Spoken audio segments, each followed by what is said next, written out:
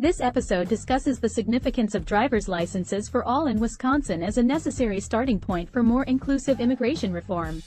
It highlights the implications of the REAL ID Act passed at the federal level in 2005 and its impact on unauthorized immigrants, especially in Wisconsin.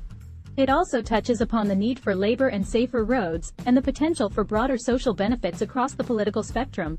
Implications of the REAL ID Act. The REAL ID Act established minimum security standards for issuing driver's licenses, allowing entry into certain federal buildings, nuclear power plants, and commercial airplanes. It requires disclosure of a full legal name, date of birth, social security number, 2 proofs of address, and lawful status. Unauthorized immigrants are particularly impacted by this law, as they often cannot satisfy one or more of these prerequisites. In Wisconsin, there are about 70,000 unauthorized people, the majority of whom are from Mexico and Central America. Driver's licenses for all. Wisconsin leaders and organizations have been advocating for driver's licenses for all to address the difficulties that unauthorized immigrants face. They have the same obligations as Wisconsin residents and need personal vehicles to get to work, school, and other places. Public transportation is becoming less reliable, and driving without a license is risky due to the fear of illegal consequences. Implementing driver's license for all policies has the potential to create broad social benefits across the political spectrum, including safer roads for all drivers. Labor and Wisconsin dairy farms.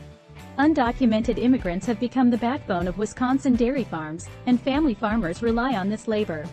Despite the Republican political affiliation of most of these farmers, many advocate for driver's licenses for all so that their employees can safely and reliably get to work. However, Republicans have dismissed calls for driver's licenses for all in recent budget proposals, explaining that they won't discuss non-fiscal issues in budget negotiations. Limitations of driver's licenses for all. Creating pathways for unauthorized immigrants to obtain driver's licenses is a necessary provision, but it is not sufficient. States around the country are enacting more inclusive policies, reflecting a change in attitudes toward unauthorized immigrants. In addition to driver's licenses for all, Wisconsin's legislature must increase access to educational financial aid, workers' rights, healthcare access, legal representation, and simplify the path to legal citizenship. Summary. Driver's licenses for all are a tangible starting point in creating equitable living standards for unauthorized immigrants.